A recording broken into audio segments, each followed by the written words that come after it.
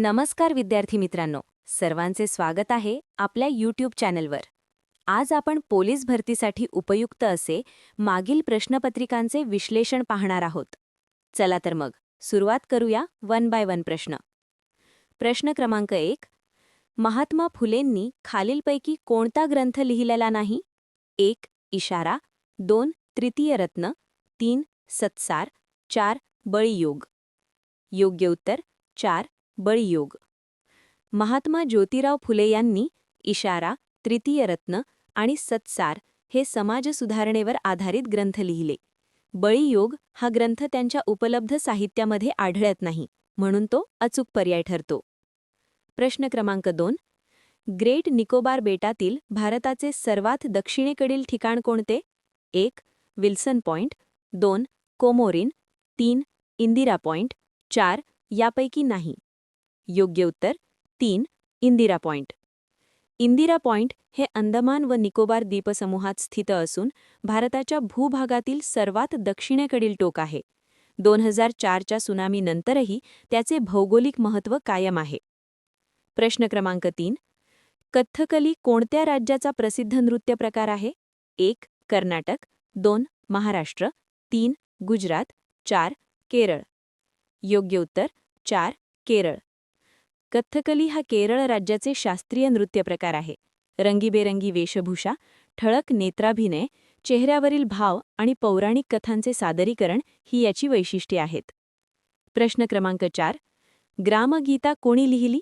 1. संत गाडगेबाबा, 2. संत तुकाराम, 3. संत एकनाथ, 4. संत तुकडोजी महाराज. योग्य उत्तर 4. संत तुकडोजी महाराज. संत तुकडोजी महाराजांनी ग्रामगीता हा ग्रंथ लिहिला. यात ग्रामस्वच्छता, व्यसनमुक्ती, श्रमप्रतिष्ठा आणि आदर्श ग्रामजीवनाबाबत सखोल मार्गदर्शन केले आहे. प्रश्न क्रमांक 5. कुष्ठरोग हा रोग कशामुळे होतो? 1. विषाणू, 2. आदिजीव, 3. जीवाणू, 4. यापैकी नाही. योग्य उत्तर 3. जीवाणू. कुष्ठरोग मायकोबॅक्टेरियम लेप्री या जीवाणूमुळे होतो. हा संसर्गजन्य आजार असून त्वचा, मज्जासंस्था व श्वसनमार्गावर त्याचा परिणाम होऊ शकतो. प्रश्न क्रमांक 6. उच्च न्यायालयातील न्यायाधीशांची नेमणूक कोण करते? 1. संसद, 2. विधानसभा, 3. राज्यपाल, 4. राष्ट्रपती. योग्य उत्तर 4. राष्ट्रपती. भारतीय संविधानानुसार उच्च न्यायालयातील न्यायाधीशांची नेमणूक राष्ट्रपती करतात. ही नेमणूक सर्वोच्च न्यायालयाचे मुख्य न्यायाधीश व संबंधित राज्यपालांच्या सल्ल्याने होते. भारतीय राज्यघटनेच्या मसुदा समितीचे अध्यक्ष कोण होते? 1. डॉ. राजेंद्र प्रसाद, 2. डॉ. बाबासाहेब आंबेडकर, 3. सच्चिदानंद सिन्हा, 4. पंडित नेहरू. योग्य उत्तर 2. डॉ. बाबासाहेब आंबेडकर. डॉ. बाबासाहेब आंबेडकर हे मसुदा समितीचे अध्यक्ष होते. त्यांनी भारतीय संविधान तयार करताना सामाजिक न्याय, समता व स्वातंत्र्य यांचा भक्कम पाया घातला. जिल्हा परिषदेचा सचिव कोण असतो? 1. गटविकास अधिकारी, 2. मुख्य कार्यकारी अधिकारी, 3. उपमुख्य कार्यकारी अधिकारी, 4. जिल्हाधिकारी. योग्य उत्तर 2. मुख्य कार्यकारी अधिकारी. मुख्य कार्यकारी अधिकारी हा जिल्हा परिषदेचा प्रशासकीय प्रमुख व सचिव असतो. जिल्हा परिषदेच्या योजना, प्रशासन व अंमलबजावणीची जबाबदारी त्याच्यावर असते. संगणकामधील डेटा प्रोसेसिंग युनिट कोणते? 1. Floppy, 2. Hard disk, 3. CPU, 4. RAM. योग्य उत्तर 3. सीपीयू. सीपीयू म्हणजे सेंट्रल प्रोसेसिंग युनिट. संगणकातील सर्व गणितीय, तार्किक व नियंत्रण प्रक्रिया येथे होतात, म्हणून त्याला संगणकाचा मेंदू म्हणतात. खालीलपैकी कोणते राज्य भारताच्या पूर्व किनाऱ्यावर वसलेले नाही? 1. केरळ, 2. तमिळनाडू, 3. आंध्र प्रदेश, 4. ओडिशा. योग्य उत्तर 1. केरळ. केरळ राज्य अरबी समुद्रालगत पश्चिम किनाऱ्यावर आहे. तमिळनाडू, आंध्र प्रदेश व ओडिशा ही राज्य बंगालच्या उपसागरालगत पूर्व किनाऱ्यावर आहेत. स्वतंत्र भारताच्या झेंड्याची जनक म्हणून कोणाचा उल्लेख होतो? 1. एपीजे अब्दुल कलाम, 2. जवाहरलाल नेहरू, 3. मादाम भिकाजी कामा, 4. पंडिता रमाबाई.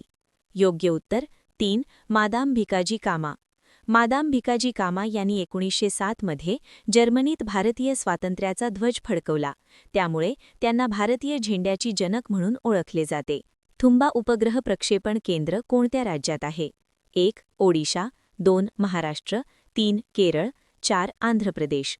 योग्य उत्तर 3. केरळ. थुंबा उपग्रह प्रक्षेपण केंद्र केरळमधील तिरुवनंतपुरमजवळ आहे.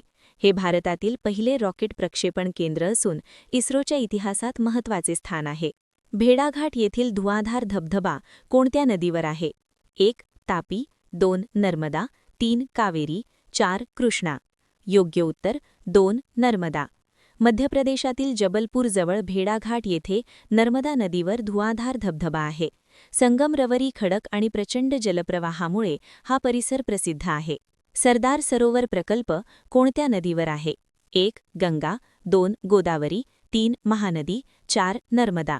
योग्य उत्तर 4. नर्मदा. सरदार सरोवर प्रकल्प नर्मदा नदीवर उभारण्यात आला आहे. हा प्रकल्प सिंचन, पिण्याचे पाणी व जलविद्युत निर्मितीसाठी अत्यंत महत्त्वाचा मानला जातो.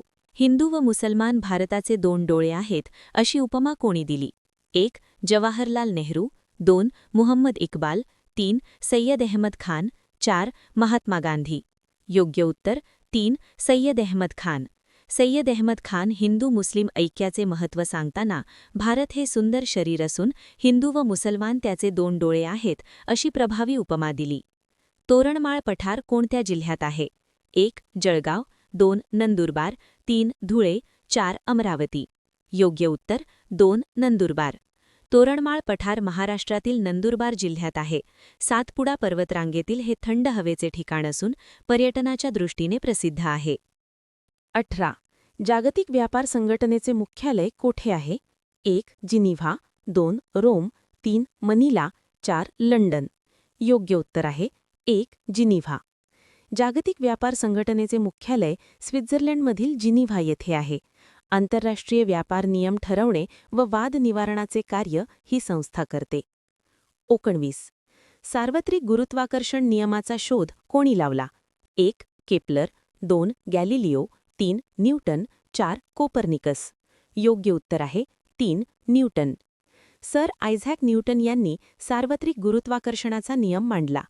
प्रत्येक वस्तू एकमेकांना आकर्षित करतात हा नियम त्यांनी वैज्ञानिकरित्या सिद्ध केला. 20.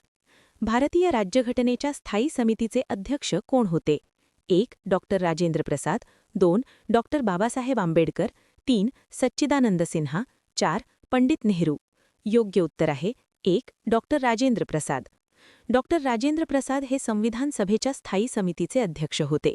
स्वातंत्र्यानंतर भारताची घटनात्मक प्रक्रिया सुरळीत करण्यामध्ये त्यांची महत्त्वाची भूमिका होती. 21. मेळघाट अभयारण्य कोणत्या प्राण्यासाठी राखीव आहे? 1. फुलमाखर, 2. काळवीट, 3. व्याघ्र, 4. सिंह. योग्य उत्तर आहे 3. व्याघ्र. मेळघाट अभयारण्य वाघांच्या संरक्षणासाठी प्रसिद्ध आहे. अमरावती जिल्ह्यातील हा व्याघ्र प्रकल्प जैवविविधता व वन्यजीव संवर्धनासाठी अत्यंत महत्त्वाचा आहे. 22. कावीळ हा रोगाचा परिणाम शरीराच्या कोणत्या भागावर होतो? 1. हृदय, 2. फुफ्फुसे, 3. यकृत, 4. श्वसनसंस्था.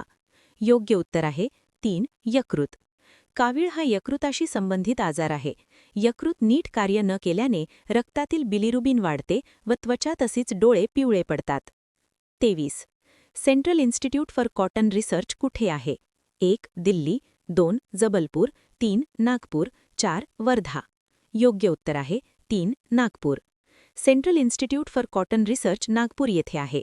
कापूस उत्पादन वाढवणे, संशोधन करणे व सुधारित वाण विकसित करणे हे संस्थेचे मुख्य उद्दिष्ट आहे. 24. लंडन शहर कोणत्या नदीकाठी वसलेले आहे? 1. पोटोमॅक, 2. यांगून, 3. थेम्स, 4. स्त्री. योग्य उत्तर आहे 3. थेम्स. ब्रिटनची राजधानी लंडन थेम्स नदीच्या काठी वसलेली आहे. ही नदी व्यापार, वाहतूक व शहराच्या ऐतिहासिक विकासासाठी महत्त्वाची ठरली आहे. 25. The economic history of India या ग्रंथाचे लेखक कोण? 1. H. Wilson, 2. R. Dutt, 3. Cartwright, 4. Hargreaves. योग्य उत्तर आहे 2. R. दत्त. R. दत्त यांनी the economic history of India हा ग्रंथ लिहिला. या पुस्तकात ब्रिटिश राजवटीतील भारताच्या आर्थिक शोषणाचे विस्तारित विश्लेषण करण्यात आले आहे.